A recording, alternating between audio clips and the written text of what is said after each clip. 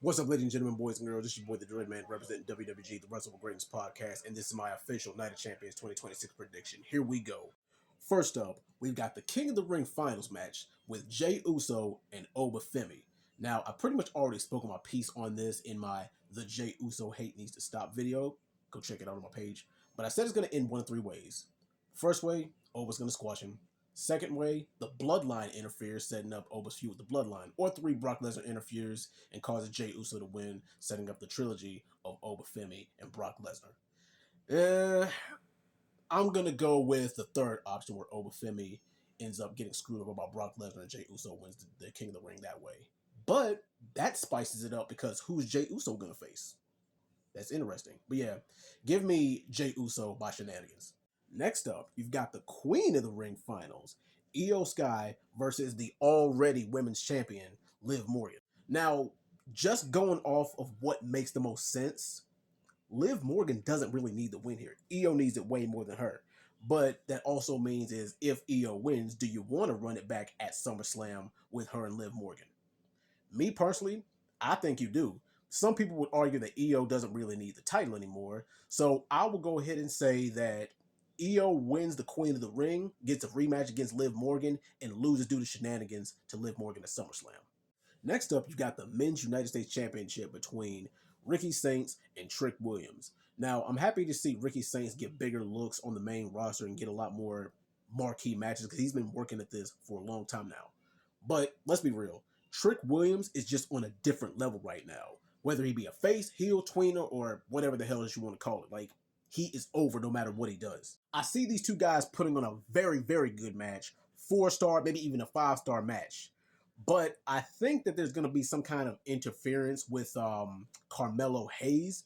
And the match either ends in a no contest or Carmelo Hayes has such a grudge against Ricky Saints that he cost him, which ends up setting up a triple threat match between these guys at SummerSlam, which I would not mind seeing. So I'm going to play it safe.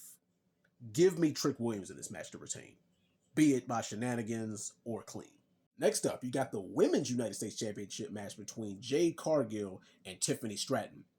Now, some people think this is a pointless match. Me, I like it because a lot of people are saying that this match or this title needs to be on some kind of big PLE card, and I agree.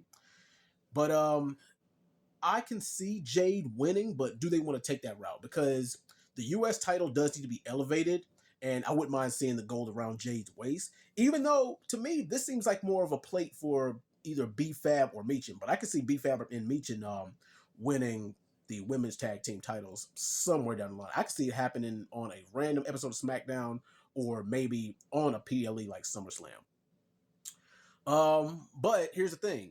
Do they want to pull the trigger on a Jade Cargill title run with the U.S. title? I think they hold off on that for just a bit and they save it till SummerSlam. So believe it or not, I'm going to have Tiffany retain tonight.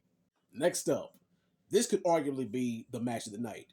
The Steel Cage match with Braun Breaker and Seth freaking Rollins. Now guys, follow me on this.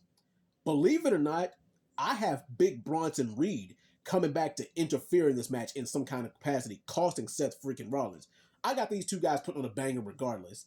And let's be real, like Seth Rollins winning here, especially with his little mini program with the Street Profits, a win here really doesn't do anything for Seth Rollins. I mean, I think that he can move on to bigger and better things after this feud, especially with the way that the vision is kind of fractured right now. So whether it be by shenanigans or clean, give me Braun Breaker to win this match. And last but not least, you got the WWE Undisputed Championship match, triple threat between Cody Rhodes, Sami Zayn, and Gunther. Now, I think there's probably like a 90+% chance that Cody retains at Night of Champions. But if he were to lose to someone, I would say that he would lose to Gunther. I think Gunther deserves to win this match, especially because it could set up with a Legend Killer versus Career Killer match at SummerSlam for the title. But man, does Randy Orton return? And where does Sami Zayn play in all this? I mean, I know Sami Zayn had to get himself into the main event picture somehow, but I'm just trying to go off of what makes the most sense. Believe it or not, I'm going to pick Cody Rhodes to retain, but Randy Orton to appear after the match. Now, whether he's a heel or not is a whole different ball game, but I'll let you guys decide with that. But anyway, What do you guys think about Night Championship predictions? Drop it in the comments below, and I'll see you guys next time. This has been the Dread Man with Wrestling with Greatness. Peace.